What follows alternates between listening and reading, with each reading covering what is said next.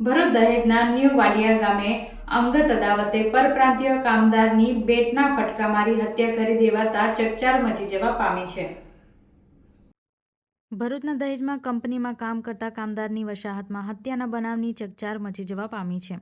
આ અંગેની મળતી વિગત અનુસાર દહેજના ન્યૂ વાડિયા ગામે કુલદીપ હાઉસમાં રહેતા અને મૂળ બિહારના પરમેશ્વર રામ પ્રવેશ અને રાકેશસિંહ દયાલ નામના કામદારો વચ્ચે અંગત અદાવતે બોલાચાલી થઈ હતી. જેમાં ઉશ્કેરાયેલા પરમેશ્વર રામ પ્રવેશ નામના વ્યક્તિએ મૃતક રાકેશસિંહ દયાળ પર ક્રિકેટ રમવાના બેટ વડે હુમલો કર્યો હતો. જેમાં ગંભીર રીતે ઇજાગ્રસ્ત થતાં તેને અન્ય સાથી કામદારો દ્વારા ભરૂચની ખાનગી હોસ્પિટલ ખાતે ખસેડવામાં આવ્યા હતા, જ્યાં સારવાર દરમિયાન તેનું મોત નીપજ્યું હતું.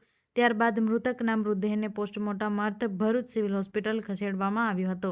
બનાવ સંદર્ભ દહેજ પોલીસે હત્યા અંગેનો ગુનો નોંધી ફરાર આરોપીની ધરપકડ ચક્ર ગતિમાન કર્યા છે.